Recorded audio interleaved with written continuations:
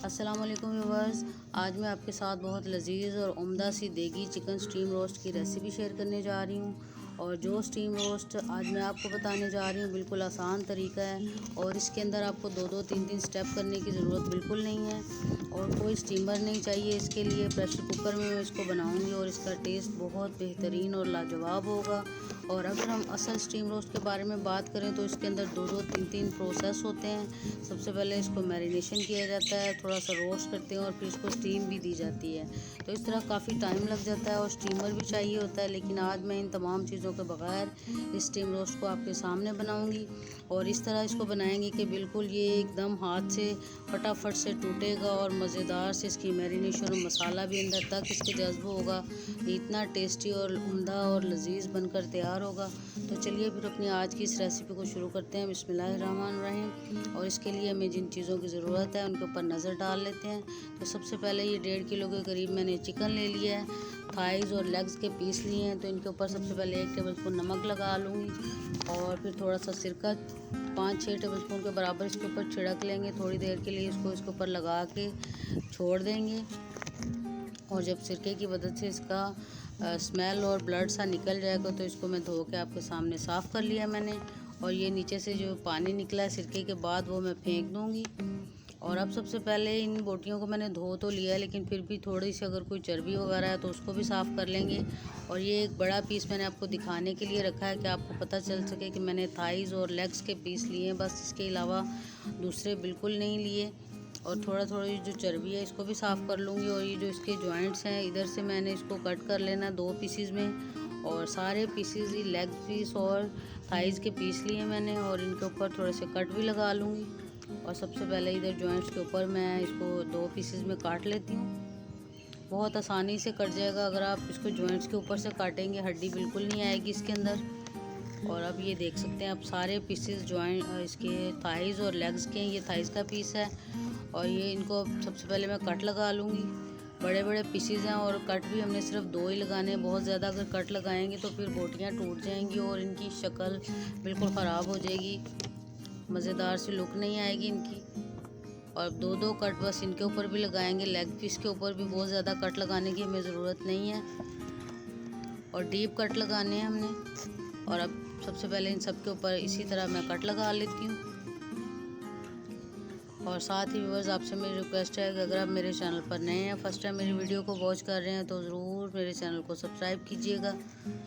और आप देख सकते हैं कि इसी तरह बड़े बड़े कट लगा लेने दोनों के 2-2 इन सब के ऊपर। और कट लगाने के बाद बिल्कुल 5-7 मिनट के अंदर अंदर हम इस रेसिपी को तैयार करेंगे। और करीबन ये सारे मैंने काट के अच्छी तरह से तैयार कर लिए हैं। तो अब व्यूअर्स अपने प्रेशर कुकर के अंदर मैं 2 कप पानी डाल लूँगी क्योंकि 1.5 किलो चिकन मैंने लिया है तो उसके लिए ये पानी काफ़ी है। और 1 टीस्पून मैंने नमक डाल लिया, 1 टीस्पून लाल मिर्च पाउडर डाल लिए और थोड़ी सी हल्दी डाल लेंगे इसके अंदर। चिली फ्लेक्स डाल लिए 1 टीस्पून इसके अंदर और 1 टीस्पून भर के चाट मसाला डाल लिया इसके अंदर मैंने और थोड़ा सा फिर डाला है।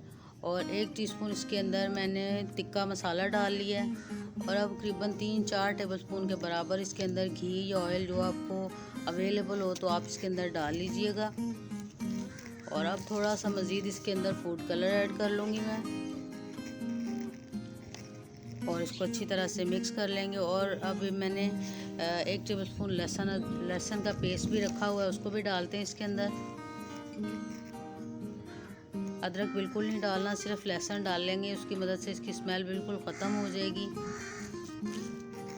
और अब इन सब को पीसेस को डालने के बाद इसको एक दफ़ा हिलाएंगे भी। और इसके अंदर मैं लहसुन भी डाल रही हूँ, पहले उसका व्यू मिस हो गया है, पहले शायद मैं नहीं डाल सकी तो अब मैं इसको डाल रही हूँ आपके सामने।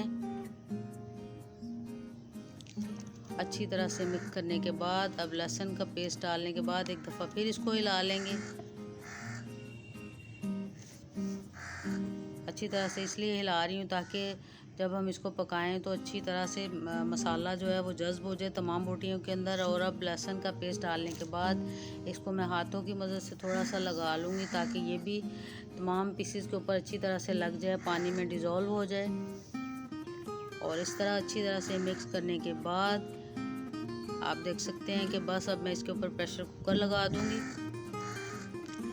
और प्रेशर कुकर के ऊपर ये जो वेट रखने के बाद हम इसको चूल्हे के ऊपर जब रख रहे हैं, तो जब ये इसका विसल घूमना शुरू हो जाए, आवाज़ें आनी शुरू हो जाए, तो उसके बाद हमने पूरे 7 मिनट बस इसको पकाना है। इससे ज़्यादा बिल्कुल नहीं पकाना। और जब तक ये छोटी पिन इसकी नीचे ना चली जाए तो प्रेशर कुकर को बिल्कुल नहीं खोलना।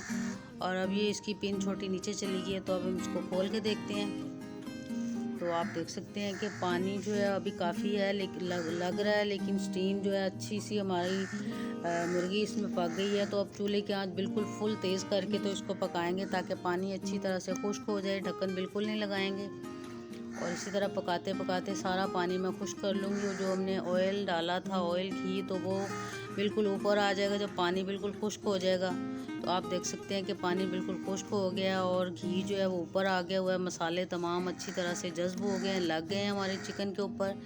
तो अब मैं इनको चम्मच के साथ बिल्कुल नहीं हिलाऊंगी। अभी तक हमने इसको बिल्कुल हिलाया नहीं है, ना चम्मच के साथ ना किसी। और इसको मैं इस चिमटे की मदद से बाहर निकाल रही हूँ।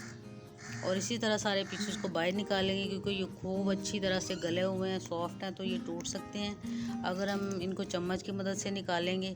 और अब थोड़ा सा ठंडा होने देती हूँ चिकन को, क्योंकि काफ़ी गर्म है। तो इसके बाद मैं आपको दिखाती हूँ कि ये कितना अच्छा सा टेंडर हो गया है, कितना अच्छा गला है। और हाथ लगाने से ये टूट रही है बोटियाँ इसकी।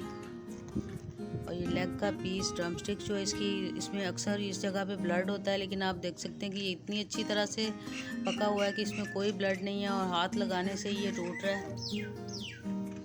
और सारे पीसेस इसी तरह तैयार हुए हैं इसके। लेकिन एंड तक इसमें मैंने चम्मच बिल्कुल नहीं चलाया। और आप भी मत चलाइएगा, वरना आपके पीसेस टूट सकते हैं, इनकी शेप ख़राब हो जाएगी, तो फिर वो अच्छे नहीं लगेंगे। और एक मैं आपको चेक करके भी दिखाती हूँ, बड़ा ज़बरदस्त था, मज़ेदार सा इसका टेस्ट आया। तो अब ये जो दूसरा बाकी बचा हुआ था प्रेशर कुकर में, उसको भी मैंने बाहर निकाल लिया, डिश आउट कर लिया है। उम्मीद है कि आज की ये रेसिपी आपको बहुत अच्छी लगी होगी। और अगर व्यूअर्स आपको मेरी ये रेसिपी अच्छी लगे तो मेरे चैनल को सब्सक्राइब कीजिएगा, वीडियो को ज़्यादा से ज़्यादा शेयर कीजिएगा। तो फिर मिलेंगे व्यूअर्स नई रेसिपी के साथ। तब तक के लिए अल्लाह हाफिज़।